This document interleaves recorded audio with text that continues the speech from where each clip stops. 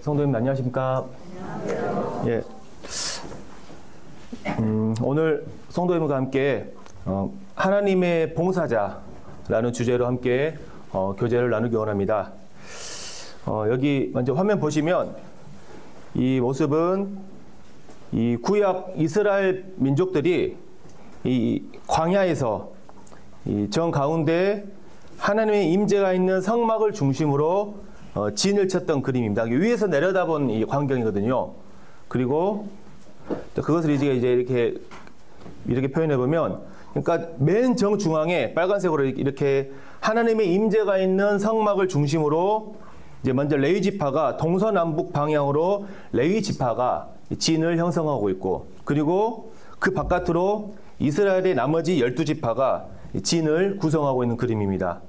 원래 이 레위 지파까지 원래는 이 이스라엘의 12지파에 포함되어 있었는데, 레위 지파는 하나님의 제사장 직분과 봉사의 직분을 위해서 이 12지파에서 빠져나갔습니다. 그리고 그 빈자리를 요셉의 두 아들인 에브라임과 므낫세가 있죠. 그래서 에브라임 지파와 므낫세 지파가 이렇게 두 개의 지파를 구성해서 레위 지파의 빈자리를 채웠습니다. 그래서 성경 민수기 1장과 2장에 보면 이렇게 이 바깥쪽에 진을 형성하고 있는 12개의 지파는 이제 가나안 땅 정복을 위한 하나님의 군사들로서 부르심을 받아서 군대 진영을 형성하고 있다고 설명해 주고 있습니다.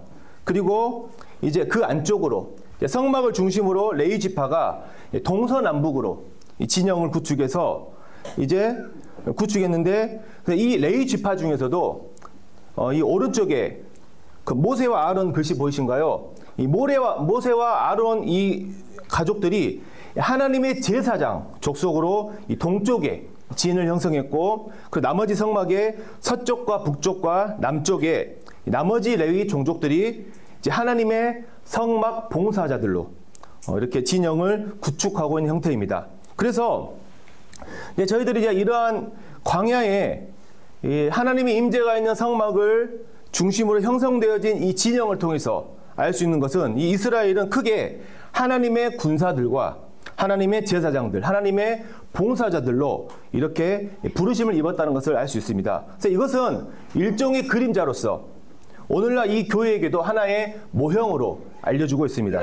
모형으로 제시해 주는데, 이게 뭐냐면, 우리 오늘날의 이 하나님의 교회로 부르심을 입은 성도들은 크게 세 가지 측면에서 부르심을 입었는데, 첫 번째로는 하나님의 군사로서 부르심을 입었고, 두 번째는 하나님의 제사장으로 부르심을 입었고, 세 번째는 하나님의 봉사자로 부르심을 입었다는 것을 이 구약 이스라엘의 모형을 통해서 우리에게 알려주고 있습니다. 물론 이 교회에 대한 여러 가지 다른 측면의 부르심도 있지만, 여기 광야 이스라엘의 이 모형을 통해서는 이렇게 세 가지 부르심을 입었다는 것을 우리가 확인할 수 있고, 그래서 오늘 이 시간에는 하나님의 봉사자로서 부르심을 입은 이 레위 지파에 대해서 저희가 함께 살펴보면서 교훈을 얻기 원합니다. 먼저 이 민수기 1장의 레위인들에 대해서 기록된 말씀 한번 함께 읽어보겠습니다. 글씨 잘 보이시죠? 자, 읽겠습니다. 그러나 레위인은 그들의 조상의 지파대로 그 계수에 들지 아니하였으니, 이는 여호와께서 모세에게 말씀하여 이르시되, 너는 레위 지파만은 계수하지 말며 그들을 이스라엘 자손 계수 중에 넣지 말고 그들에게 증거의 성막과 그 모든 기구와 그 모든 부속품을 관리하게 하라. 그들은 그 성막과 그 모든 기구를 운반하며 거기서 봉사하며 성막 주위에 진을 칠지며, 성막을 운반할 때에는 레위인이 그것을 걷고 성막을 세울 때에는 레위인이 그것을 세울 것이요, 외인이 가까이 오면 죽일지며, 이스라엘 자손은 막사를 치되 그 진영별로 각각 그 진영과 군기 곁에 칠 것이나, 레위인은 증거의 성막 사방에 진을 쳐서 이스라엘 자손의 회중에게 진노가 임하지 않게 할 것이라. 레위인은 증거의 성막에 대한 책임을 지킬지니라 하셨습니다. 저기 말씀을 보시는 바와 같이 이 레위 지파는 다른 지파들과는 달리 전쟁이 임하는 군대로 편성되지 않았습니다. 레위 지파는 특별하게 구별되어서 하나님의 성막을 관리하는, 섬기는 봉사자들로 세움을 받았습니다. 자, 그래서 이렇게 이제 레위 지파는 이제 게르손, 레위 지파 중에 게르손 지파 종족과 고앗 족속, 무라리 족속 이렇게 세 종족으로 분류되어서 봉사의 직책을 맡았는데 어떻게 이러한 이 족보를 살펴보면 레위에게는 세 명의 아들이 있었습니다. 게르손과 고앗과 무라리. 이렇게 이 세 아들이 이제 한 종족을 이루어서 이 봉사의 직책을 맡았는데 이 가운데 있는 이 고앗에게는 이제 또 네 명의 아들이 있었는데 맨 왼쪽에 아므람 보이시죠? 아므람. 이 아므람에게 아론과 모세가 태어났습니다. 그래서 여기서 이제 모세와 아론이 따로 빠져나와서 제사장의 이제 직분을 이제 수행하는 종족을 이루었습니다. 그래서 이제 이러한 족보에 따라서 이렇게 레위 자손들이 봉사자와 제사장의 직분을 수행했는데, 근데 오늘 이제 저희들은 이 봉사자 직분에 대해서 살펴볼 건데, 먼저 이 세 종족 중에 왼쪽에 있는 게르손 자손들이 어떤 일을 행했는지 이것부터 한번 살펴보겠습니다. 자, 제가 말씀 읽겠습니다. 게르손 종족들은 성막 뒤 곧 서쪽에 진을 칠 것이요. 게르손 자손이 회막에서 맡을 일은 성막과 장막과 그 덮개와 회막 휘장문과 뜰의 휘장과 및 성막과 제단 사방에 있는 뜰의 휘장문과 그 모든 것에 쓰는 줄들이니라. 그래서 이것들을 정리해보면 이 게르손 종족은 서쪽에 진을 치면서 성막과 장막과 덮개와 회막 휘장문, 뜰의 휘장문 그리고 줄들 이걸 맡았고, 고앗 종족은 남쪽에 진을 형성하면서 증거계와 언약계죠, 상과 등잔대와 봉사기구와 휘장에 쓰는 모든 것들을 맡았고, 무라리 종족은 북쪽에 진을 치면서 널반과 띠와 기둥, 받침, 또 뜰의 기둥과 받침과 말뚝과 줄들을 이렇게 담당을 했던 것을 이제 알 수 있습니다. 자, 그래서 이제 레위 지파 이 세 종족들이 이렇게 하나님의 봉사의 직책 중에서 이렇게 역할을 분담해서 이 성막을 관리하는 일을 했었는데요. 자, 이제 겉으로 보기에 이 레위 자손들이 지금 보면 여기는 사막이잖아요. 사막 한가운데서 그냥 성막을 설치하고 운반하는 일. 그러니까 사막 모래밭에 텐트죠. 텐트를 설치하고 정리하고 운반하는 아주 어떤 그냥 그저 그런 듯한 봉사처럼 보일 수 있겠지만 사실은 그렇지 않았습니다. 우리가 아까 읽어봤던 민수기 1장 53절 말씀 보면은 이 레위인들의 위치가 어떤 위치였냐면 하나님의 진노로부터 이스라엘 민족들을 보호하는 특별한 위치였다고 성경은 말씀하고 있습니다. 그리고 이 보면 이 하나님의 임재가 있는 이 불기둥이 보이시죠? 그러니까 이 레위인들이 합력해서 하나님께서 말씀하신 그 말씀의 식양대로 성막을 완성했을 때 하나님의 임재의 영광이 그때 나타났던 것이죠. 그러니까 이 레위인들의 봉사는 하늘에 계신 하나님의 그 영광이 이 땅으로 임재할 수 있도록 그 장소를 제공해주는, 관리하는 봉사였던 것입니다.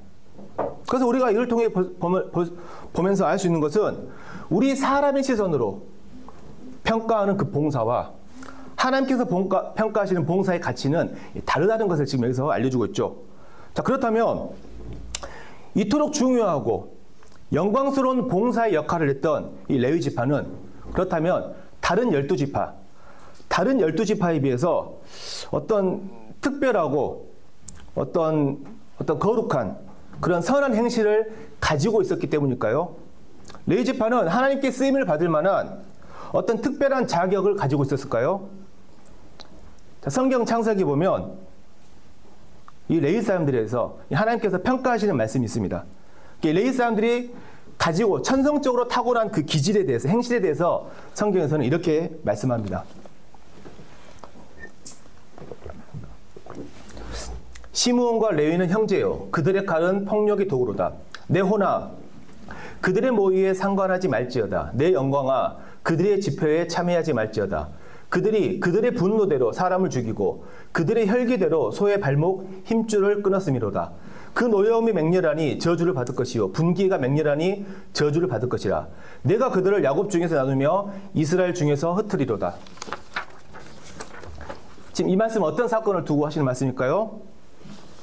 성도님께서 잘 알고 계시는 창세기 34장에 보면 이제 자신의 누이인 디나의 일로 인해서 이 시므온과 레위가 세겜에 살고 있는 모든 남자들을 죽이고 약탈했던 사건을 두고 말하고 있습니다. 단순한 복수를 넘어서서 세겜 속 족속 남자들을 다 속이고 전부 죽이고 사람들을 사로잡고 재물을 빼앗고 노략을 했었죠. 하나님께서는 이렇게 자신의 혈기를 다스리지 못하는 그러한 천성을 가지고 있고 자신의 분노를 참지 못하는 그 행실을 그 조상들로부터 유전받은 사람들이 바로 레위인이라고 지금 말씀하고 있습니다. 레위인들은 하나님께 가까이 나아가서 봉사할 수 있기는커녕 하나님의 멀리하심과 진노를 받는 것이 지극히 마땅한 족속들이었습니다. 내 호나 그들의 모의에 상관하지 말지어다. 내 영광아 그들의 집회에 참여하지 말지어다. 이 레위 사람들을 향한 하나님의 그 평가는 정말 충격적인 것이었습니다. 하나님 그분의 공의는 레위 사람들의 모의에 가담할 수 없었으며 하나님 그분의 영광은 레위 사람들의 집회에 참여할 수 없다고 선언하셨습니다. 그러니까 레위 사람들은 지금 현재 하나님의 그 약속의 땅이 가나안 땅으로 부르심을 잊긴 했지만 사실상 그들에게는 그 가나안 땅에서 그들의 분깃을 기대할 수 없는 저주가 이들에게는 걸려 있었던 것이죠. 그런데 하나님께서는 이 레위 사람들을 그 죄악으로 말미암은 저주 상태에서 건져내셔서 하나님 그분의 거룩과 영광이 있는 그 성막의 봉사 현장으로 인도해 내셨습니다. 이 레위 사람들이 어떤 자격이 있었을까요? 굳이 자격을 말하자면 무자격이죠, 무자격. 그러한 무자격자가 위대하신 하나님의 봉사자로 세우심을 입는 호의를 얻었습니다. 성경은 이것을 바로 은혜라고 하죠. 자격 없는 죄인에게 베푸신 하나님의 호의, 이것을 은혜라고 말하는 것입니다. 이러한 자격 없는 죄인에게 값없이 주어지는 하나님의 절대 주권에 기초한 이 은혜, 하나님의 절대적인 자비와 긍휼의 결과로 레위인들은 하나님의 봉사자로 세우심을 입은 것입니다. 이러한 놀라운 하나님의 이 은혜의 원리는 오늘날 이 교회로 부르심을 입은 우리 성도들에게도 동일하게 적용이 되죠. 전날에 우리는 하나님 앞에서 이방 죄인이자 원수였던 우리였습니다. 그런데 우리들이 하나님의 그 기이하고 놀라운 은혜를 입어서 이제는 하나님께서 인정하시는 선한 일을 열심히 할 수 있는 그분의 친백성으로 부르심을 입었습니다. 우리 또한 전적으로 하나님의 그 절대 주권에 기초한 그 자비와 은혜와 긍휼을 입은 것이죠. 자, 그래서 이 레위인들이 하나님의 은혜로 이제 봉사자로 부르심을 입었죠. 근데 이 레위인들이 하나님의 봉사자로 쓰임을 받기 위해서 그들에게 필요한 것들이 있다고 성경은 말씀하십니다. 그러니까 하나님의 봉사자로 부르심을 입은 것과 하나님의 그 봉사자의 직무를 수행하는 것은 별개의 문제라는 것이죠. 하나님의 은혜를 입은 것과 하나님의 그 은혜를 누리는 것은 별개의 문제라는 것을 우리에게 알려줍니다.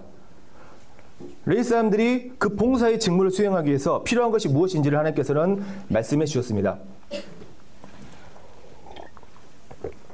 먼저 민수기 8장 5절과 7절을 보면 여호와께서 모세에게 말씀하여 이르시되 이스라엘 자손 중에서 레위인을 데려다가 정결하게 하라. 너는 이같이 하여 그들을 정결하게 하되 곧 속죄의 물을 그들에게 뿌리고 그들에게 그들의 전신을 삭도로 밀게 하고 그 의복을 빨게 하여 몸을 정결하게 하고 또 8장 12절과 13절에서는 레위인으로 숫송아지들의 머리에 안수하게 하고 네가 그 하나는 속죄 제물로 하나는 번제물로 여호와께 드려 레위인을 속죄하고 레위인을 아론과 그의 아들들 앞에 세워 여호와께 요제로 드릴지니라. 그러니까 여기 먼저 읽은 8장 5절 7절은 이제 레위 사람들이 하나님의 봉사에 참여하기 위해서 그들을 먼저 정결하게 해야 되는데 그 정결하게 하는 의식 세 가지 방법을 말씀해 주고 있고 그 밑에 12절과 13절은 그 하나님의 봉사자로 일하기 위해서 레위 사람들이 어떠한 마음가짐을 가져야 하는지를 지금 말씀해 주고 있습니다. 먼저 이렇게 레위인이 세 가지 정결의식을 행했는데 첫 번째는 속죄의 물을 뿌렸고 두 번째는 전신을 삭도로 밀게 했고 세 번째는 그들의 의복을 빨게 했습니다. 자, 먼저 속죄의 물을 그들에게 뿌려야 했습니다. 이것은 무엇을 의미했냐면, 먼저 이 레위 사람들은 그 전에, 자, 애굽의 10가지 심판 중 마지막 심판이 이제 장자의 죽음의 심판이었잖아요. 애굽에서 속박을 받을 때. 그때 그러한 죽음이라는 심판이 내려졌을 때 6월절 어린 양의 피를 좌우 문지방과 문설주에 바름으로써 죄에 대한 속죄를 이미 레위 사람들 받은 사람들이었죠. 근데 그들이 다시금 봉사자의 역할을 하기 위해서 다시금 이러한 속죄의 물을 뿌린다는 것은 바로 이중적인 정결을 의미합니다. 그러니까 다시금 그들의 그 육신의 본성과 하나님을 거스르는 모든 죄된 습관들에 대해서 다시금 정결하게 하는 이 이중적인 속죄를 지금 이 뿌린 속죄의 물이 이제 의미하고 있습니다. 자, 그리고 두 번째로는 전신을 삭도로 밀었습니다. 온몸에서 자라나는 털을 삭도로 제거한다. 이거 어떤 의미를 가지고 있냐면, 이 털이 계속 자라나잖아요. 마찬가지로 계속해서 자라나는 이 혈과 육에서 나오는 것들 있죠. 육신에 나온 것들을 제거한다는 의미를 가지고 있습니다. 자, 우리가 이 육신의 정욕이 있죠. 이것을 우리가 한두 번 어떤 주님의 도우심이나 이 말씀으로 물리치고 승리했다 해서 다시금 그러한 육신의 정욕의 유혹을 받지 않는가요? 그렇지 않다는 것을 성도님들 경험하셨을 겁니다. 어느 순간 다시금 육신의 정욕이 슬금슬금 올라온 것을 경험하게 되고, 자칫하다간 다시금 그 육신의 정욕을 허용하는 내 자신을 발견하실 것입니다. 그렇기에 이 날카로운 삭도로 계속 자라나는 털을 밀었듯이, 우리 또한 좌우에 날선 어떤 검보다도 더 예리한 하나님의 말씀으로 육신의 정욕을 계속해서 제거하는 삶이 필요하다는 것은 여기서 지금 모형으로 보여주고 있는 것이죠. 자, 또한 이 날카로운 삭도에 털이 잘려나가는 것 생각할 때, 때로는 이 육신의 것들을 제거하는 상황에서는 때로는 고난과 시련이 포함된다는 것도 우리는 생각해 볼 수 있습니다. 자, 여기 이 부분에서 이 레위 지파가 하나님께 봉사자로 쓰임 받을 수 있었던 그 계기가 된 혈과 육을 제거한 사건이 또 성경에 기록되어 있거든요.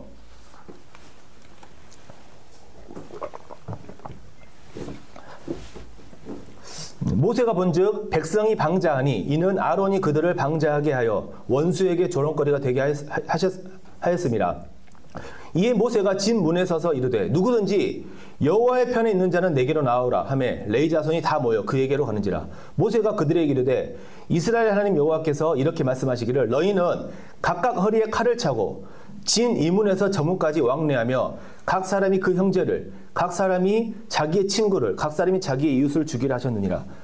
어떤 사건이냐면요, 모세가 시내산에서 하나님의 그 계명을 받고 있는 도중에 산 아래에서 이스라엘 백성들이 모세가 늦게 내려오니까 기다리기 지쳐가지고 금송아지 우상을 만들어가지고 이 송아지가 하나님이다 하면서 우상숭배를 하는 죄악을 범했습니다. 그때 이제 모세가 그 장면을 보면서 말했습니다. 누구든지 여호와의 편에 있는 자는 내게로 나오라 했을 때 레위 자손들이 다 나아가서 그 명령을 순종해서 우상 숭배하는 사람 3,000명을 칼로 죽였습니다. 그 3,000명 중에는 자기의 형제도 있었고 친구도 있었고 이웃도 있었습니다. 이러한 레위인들의 순종으로 인해서 말씀에 모세가 이르되 각 사람이 자기의 아들과 자기의 형제를 쳤으니 오늘 여호와께 헌신하게 되었느니라. 그가 오늘 너희에게 복을 내리시리라. 이 레위 사람들은 이 우상 숭배라는 죄악 앞에서 하나님 편에 서야 하는 순종을 결단했을 때 혈육을 칼로 죽여야 되는 그 아픔을 이들은 감내했습니다. 사실 이 부분을 볼 때 좀 저는 이제 막 거부감이 들기도 하고 너무 냉정하지 않나 이런 생각이 들었는데 성도님 어떻게 생각하신가요? 그런데 지금 구약에서 이러한 잔인하게 혈육을 칼로 제거하는 이 사건을 보여준 것은 이제 구약 율법의 원리 아래에 있는 그 무서움이 어떤 것인지를, 율법이 얼마나 두려운 것인지를 구약 이런 모형을 통해 알려주는 것이고요. 오늘날 우리는 율법의 원리가 아니라 은혜의 원리로 우리는 살아가고 있죠. 어쨌든 이렇게 레위인들이 하나님 편에 서기 위해서 자신의 혈육까지 끌어낼 수 있는 그러한 순종과 헌신으로 인해 하나님께서는 레위인들을 이제 구별하시고 그분의 봉사자로 세우시는 복을 주셨습니다. 자, 그런데 성도님, 여기서 혹시 한 가지 어떤 의문이 들지 않으신가요? 언제는 이 레위인들이 하나님의 회중에도 들지 못하는 저주를 받았다 말하면서 또 이번에는 그 순종으로 인해서 하나님의 봉사자로 세우심을 받았다. 좀 말이 안 된다. 좀 이런 생각 안 드신가요? 저는 이제 이 부분을 좀 제가 생각해 봤는데 이 부분이 어떤 우리 신앙의 양면성이 해당하는 부분이 아닌가 생각이 됩니다. 그러니까 레위인들은 그 본성적으로는 하나님께서 멀리 하실 수밖에 없는 이런 죄악된 본성이 강한 사람들이었지만 또 동시에 이들은 하나님 편에 서기 위해서 어떠한 희생이라도 감내할 수 있는, 순종할 수 있는 그런 결단성이 있었던 그런 양면성이 있었던 것 같습니다. 우리도 마찬가지잖아요. 우리 성도들도 우리의 옛사람을 보면 하나님께 나아가지 못할 약점들과 실패들로 가득 차 있는데 또 반면에 우리의 이 새 사람에게는 하나님께서 기쁘시게 받을 만한 은사, 어떤 성품, 하늘의 소망을 가지고 있는 이 양면성이 우리에게 있잖아요. 그래서 이 레위 사람들에게도 그러한 신앙의 양면성이 있음을 또 이 성경에서 보여주는 것 같습니다. 자, 그리고 이제 세 번째로 의복을 빨아서 정결하겠습니다.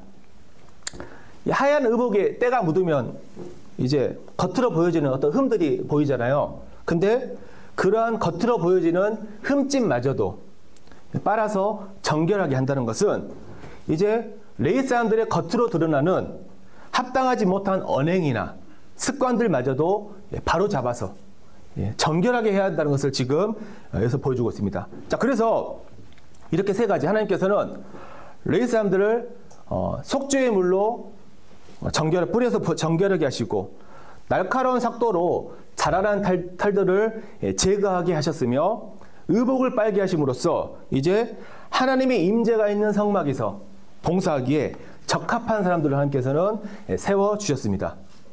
이러한 사실은 구약의 봉사자들인 레위 사람들이나 오늘날의 교회 안에서 하나님의 일에 봉사하고자 하는 우리 성도들에게도 동일하게 이 원리는 적용이 되죠. 우리가 하나님의 일에 봉사하려고 할 때는 사람의 혈과 육에 속한 것들이 첨가되어서는 안 된다는 것을 우리에게 지금 알려주고 있는 것입니다. 우리는 봉사를 위해서 혈과 육에서 나온 것들을 제거해야 될 필요가 있죠. 먼저는 우리 스스로가 매일매일 우리 자신을 하나님의 그 말씀 앞에서 우리 자신을 정직하게 내려놓고 이 육신에서 나온 것들이 무엇인지를 우리는 분별하고 판단해서 그것을 제거하고 쳐서 복종을 시켜야 됩니다. 하지만 우리 스스로 혈과 육에 속한 것들을 제거하지 못할 때는 그때는 때로는 하나님께서는 친히 개입하셔서 하나님께 직접 그 육신의 것들을 드러내시고 제거해 주시기도 하는데 그때는 어떤 고난이나 징계가 따를 수 있겠죠. 여기는 분명 아픔과 고통이 있겠지만 하지만 이것은 하나님께서 우리를 그 봉사에 적합한 사람으로 세우시기 위한 우리의 유익을 위한 하나님의 은혜임을 기억하면서 우리가 순종할 수 있어야 할 것입니다. 자, 또한 생각할 수 있는 게 우리가 이 봉사 일을 할 때 이것이 하나님께서 나에게 맡기신 봉사인지 아니면 내 자신의 의에서 나오는 내 자신의 욕심에서 나오는 육신의 열심인지를 우리는 분별할 수 있어야 됩니다. 아까 이 고아 쪽 종족이 언약궤를 관리했잖아요. 근데 갑자기 무라리 종족이 와갖고 내가 그 언약궤 관리할게 하면 이거 문제가 생기겠죠. 하나님께서는 고아 족속에게 언약궤를 맡겼는데 그것을 무라리 족속에 와갖고 내가 하겠다는 것은 바로 그것은 하나님께서 맡기신 봉사가 아니죠. 자기 육신의 힘과 의로 하려는 그러한 봉사가 되겠죠. 그래서 우리가 이러한 부분을 봉사할 때도 이러한 부분을 염두에 두면서 우리는 이러한 봉사 현장에 참여해야 될 것입니다. 이러한 봉사의 영역을 생각했을 때 이것은 우리에게 주어진 이 영적인 재능과 은사를 이제 능력을 활용하는 이 섬김들이 있고, 또한 우리에게 육체적으로 주어진 재능과 능력들을 활용하는 이 모든 섬김의 영역이 이 봉사의 영역이라고 생각됩니다. 여기에는 드러나는 은사가 있고 또 감춰져 있는 은사가 있을 것입니다. 또 드러나 보이는 섬김과 보이지 않는 섬김, 이렇게 있을 것인데, 여기에는 절대로 중요하거나 중요하지 않는 이런 섬김이나 봉사는 단 한 가지도 있을 수 없습니다. 모두가 다 중요합니다. 이 레위 사람들의 경우를 한번 생각해 보시죠. 레위 사람 중에도 어떤 언약궤나 막 금촛대 같은 겉으로 보기에는 아주 훌륭해 보이는 그런 성물들을 관리하는 사람들이 있었을 것이고, 또 반면에 성막을 세운 어떤 줄이나 말뚝, 이런 것들을 이제 섬기는, 겉으로 보기에 눈에 보이지 않아 아주 작게 보이는 역할을 맡은 사람들도 있었을 것입니다. 근데 여기에는 절대로 크거나 작거나 가치 있거나 가치 없거나 하는 일이 절대 존재할 수 없었습니다. 왜냐하면 성도님 알다시피 첫 번째로 구약에 세워진 성막은 지금 어떤 모형이죠? 바로 하늘에 있는 성막의 모형이기 때문입니다. 그렇기 때문에 어떤 성막의 기구를 닦는 일이나 심지어 바닥에 안 보이는 말뚝, 이것을 박는 일이라 할지라도 이것은 하늘에 있는 거룩하고 그 영광스러운 일을 지금 이 땅에서 감당하고 있는 것입니다. 쉽게 말해서, 자, 제가 이렇게 한번 비교를 해봤는데, 여기 왼쪽에 보면 이제 성막 기둥이 있고 말뚝이 지금 바닥에 숨어 있잖아요. 그 줄을 통해서 말뚝 안 보이잖아요. 근데 오른편에는 지금 세계를 제패하고 있는 이 이집트 제국의 파라오 왕입니다. 둘의 역할. 한쪽은 그 광야, 사막에서 지금 모래파트에서 지금 안 보이는 말뚝을 받고 있는 이런 역할이고, 한쪽은 세계를 좌지우지하는 이러한 정세를 펼치고 있는 이런 왕의 역할인데, 어떤 일이 더 위대할까요? 단지 사막 모래밭에 말뚝 하나를 박는 이 일이 그렇다 할지라도 이것은 전 세계를 지금 제패하고 있는 왕이 이루어낸 그 업적보다 훨씬 위대한 것이죠. 이 하나님의 시선과 평가입니다. 왜냐하면 하늘에 있는 그 거룩과 영광, 그 위대함을 이 땅에 지금 재현해내고 이 땅에서 지금 관리하고 있는 이 일이, 이것보다 더 위대한 일이 어디 있을까요?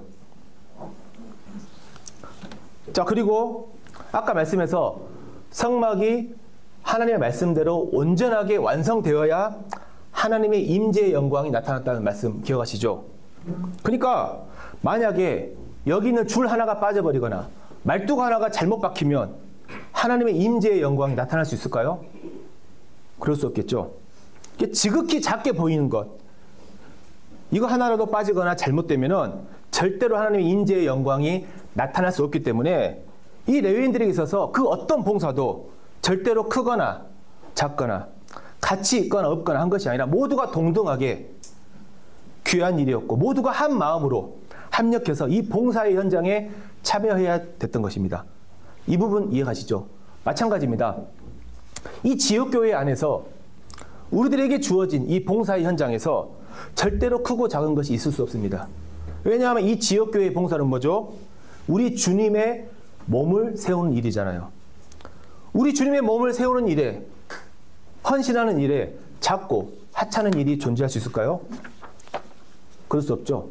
우리 모두가 한 마음으로 합력해서 이 봉사의 일들을 수행했을 때 이 모임 안에 하나님의 임재가 있다는 사실을 우리가 스스로 알 수 있고, 또 이 모임을 찾아오는 구도자들도 이것을 알게 될 것입니다. 자, 제가 또 이렇게 비교해 봤는데요. 여기 왼쪽은 제가 그냥 특별히 어떤 다른 봉사를 끄집어 수 없어서 제가 아이들 세워놓고 사진 제가 찍은 겁니다. 그리고 오른쪽 제가 이제 이 바이든을 또 제가 이렇게 올려놨는데, 원래 지금 현재 트럼프가 이 정세를 지금 대통령이잖아요. 근데 이 트럼프에 대해서 제가 어떻게 평가할 수 없기 때문에, 왜냐하면 이 사람이 또 기독교적인 가치관을 가진 어떤 정책을 펼치기 때문에 확실하게 반기독교적인 정책을 펼치던 제가 바이든을 이때 이렇게 비교했습니다. 자, 그런데 이 교회 안에서 정말 이렇게 숨겨지고 지극히 작게 보이는 이 봉사를 할지라도 지금 전 세계를 좌지우지하는 미국이 대통령이 하는 가장 큰 업적보다 훨씬 더 이것이 더 존귀하고 가치 있는 일이라는 것을 우리가 알아야 됩니다. 하나님께서는 이 성도님들 한 분 한 분을 이렇게 위대한 그분의 봉사자로 부르셨습니다. 그렇다면 우리가 어떠한 마음으로, 어떠한 마음가짐으로 이 봉사 일에 참여해야겠습니까? 이 말씀 다시 한번 읽겠습니다. 레위인으로 숫송아지를 머리에 안수하게 하고 네가 그 하나는 속죄 제물로 하나는 번제물로 여호와께 드려 레위인을 속죄하고 레위인을 아론과 그의 아들들 앞에 세워 여호와께 요제로 드릴지니라. 먼저 이 밑에 레위인들을 하나님께 요제로 드린다는 것은 요제를 흔들어서 드리는 제사거든요. 레위인 대신에 제물을 흔들어서 레위인을 하나님께 드리는데 이것을 특별하게 구별해서 이제 드린다는 것을 이 요제가 의미합니다. 근데 그 요제를 드리기에 앞서서 레위인들은 속죄 제물과 번제물을 하나님께 드려야 됐습니다. 속죄 제물을 드린다는 것은 우리 성도들에게 적용하면 우리 삶 가운데 짓는 이 죄들을 매일매일 어떤 자백하는 삶으로 우리는 적용할 수 있겠죠. 그리고 번제물을 드린다는 것. 이 번제물은 온전히 자기 자신을 하나님께 드려서 충성하겠다. 이것을 의미합니다. 그러니까 우리가 로마서 12장 1절의 말씀처럼 우리의 평소의 삶을 주님과 함께 동행하는 삶의 예배를 드리는 것, 이렇게 이해하시면 될 것 같습니다. 그러니까 우리가 교회에 참석할 때에만 우리 자신을 주님께 드리는 것이 아니라 매일 평소의 삶은, 모든 삶을 주님과 동행하며 드린다는 그 마음가짐을, 이 번제물을 드린다는 걸로 우리가 이해하시면 좋을 것 같습니다. 그래서 우리가 이러한 마음가짐으로 하나님께서 나를 이러한 봉사의 현장으로 나를 구별하시고 부르셨다는 그런 마음가짐으로 우리가 맡은 이 봉사의 일들에 우리는 참여를 해야 될 것입니다. 자, 이제 말씀을 정리하겠습니다. 이 레위 사람들, 하나님의 봉사자로 구별받아서 정말 거룩하고 영광스러운 역할을 맡고 있었고, 이스라엘 백성들을 하나님의 진노로부터 보호하는 위치에 있었던 이 레위 사람들은 사실 그들의 본성이나 그들의 과거 행실로 봤을 때는 전혀 그럴 만한 자격이 없는, 하나님과 멀리 떨어져 있던 사람들이었습니다. 그러한 자격 없는 죄인들을 하나님께서는 그분의 임재와 그분의 영광이 있는 성막의 봉사자로 선택해 주시는 은혜를 베푸셨죠. 하지만 레위인들이 그들에게 주어진 이 봉사자의 직무를 온전하게 수행하기 위해서는 세 가지, 속죄의 물을 뿌려서 그들의 혈과 육에서 나오는 것들을 정결하게 해야 됐고, 온몸을 삭도로 미는 이런 의식을 통해서 계속해서 자라나는 육신의 것들을 제거해야 됐으며, 또 옷을 물로 빠는 의식을 통해서 자신들의 그 육신의 언행과 안 좋은 습관까지도 정결하게 해야 됐습니다. 레위 사람들은 이 봉사자의 직무를 위해서 그 하나님의 그 말씀에 순종함으로 나아갔죠. 그리고 그들의 속죄 제물과 번제물을 드림으로써 자신을 하나님께 구별되어진 봉사자로서 이제 그러한 마음가짐으로 하나님의 그 성막에서 그 사역을, 봉사의 사역을 감당할 수 있었습니다. 우리 성도들 또한 전날에 허물과 죄로 죽어 있었던 이방 죄인이자 하나님의 원수였지만 하나님의 그 은혜로 구원을 받았죠. 자, 우리 또한 이 광야와 같은 세상을 우리는 살아가면서 우리 주 예수님의 그 위대하신 이름과 그분의 그 증거, 그분의 영광을 드러내야 되는 이러한 거룩한 사역의 현장으로 우리는 부르심을 받았습니다. 이스라엘 민족들이 하나님의 전쟁을 위한 군사로 부르심을 받았고, 하나님의 봉사자로 부르심을 받았고, 하나님께 예배드리기 위한 제사장으로 부르심을 받았듯이 우리 성도들 마찬가지로, 우리도 마찬가지로 오늘날 하나님의 이 영적 전쟁을 위한 군사로 부르심을 입었고, 하나님의 봉사자로 부르심을 받았으며, 하나님께 예배드릴 왕같은 제사장으로 우리는 부르심을 받았습니다.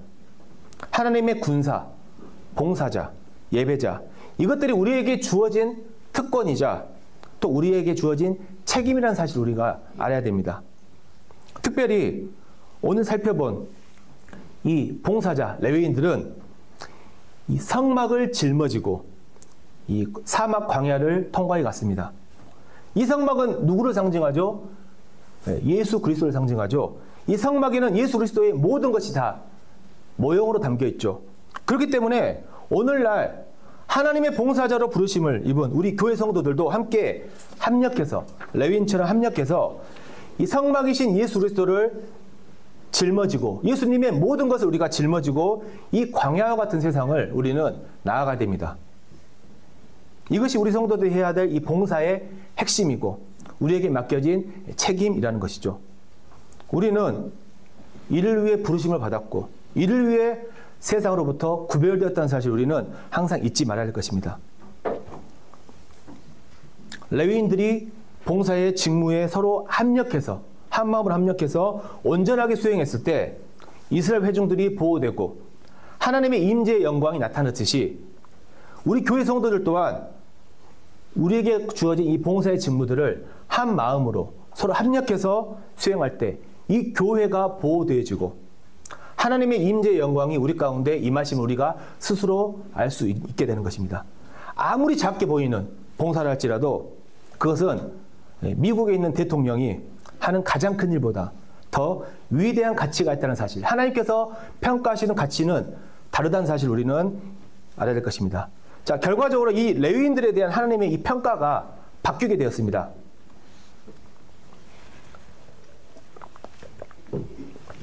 신명기 33장 보면은 여기 레위인은 이제 봉사자뿐만 아니라 아론 계열의 제사장까지 다 포함된 레위인들입니다.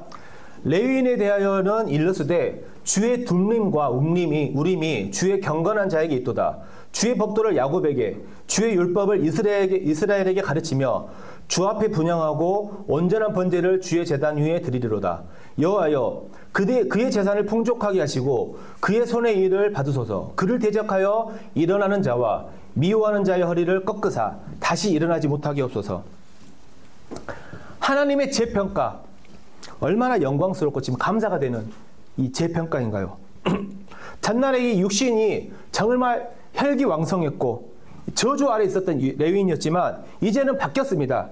하나님의 그 자비와 은혜 아래서 이제는 실제적으로 하나님의 봉사에 가장 합당한, 가장 높은 수준의 경건함과 충성됨으로 그런 사람들로 변화되었다고 평가가 바뀌었습니다. 이제 하나님께 봉사하고 제사 드릴 뿐만 아니라 하나님의 백성을 보호하고 그분의 말씀과 법도를 가르치는 이 영광스러운 직책까지 레위인들이 감당하게 되었습니다. 이 부분은 오늘날 우리 성도들의 이 성화의 과정을 동일한 모형으로 지금 보여주고 있죠. 우리도 전날에는 아담 안에서 저주와 절망뿐인 그러한 평가를 받는 사람들이었습니다. 근데 하나님의 은혜로 우리는 구원받아서 하늘에 속한 새 사람으로 우리는 거듭나게 되었죠. 이제 우리 이 새 사람이 이제 점점 성장을 통해서 하나님께서 사용하시기에, 하나님께서 가까이 하시기에 이제 가장 합당한 그 경건함과 충성함으로 변화되어지는 그러한 성화의 삶으로 나아가는 것이 우리의 지금 앞길에 지금 제시되어 있습니다. 장차 우리들의 이 영화의 순간이 이미 말씀으로 약속되어 있습니다. 장차 그리스도의 심판대에서 우리들에 대한 이 재평가가, 놀라운 재평가가 이루어질 것이 약속되어 있습니다. 하나님의 이러한 놀라우신 계획, 우리를 향한 크신 기대, 여기 대해서 우리들이 합당한 감사와 합당한 충성으로 순종하는 것이 이제 우리들이 이 땅에서 우리에게 남은 이 삶에 우리에게 주어진 책임이지 않나 생각하면서 이상으로 교제를 마치겠습니다.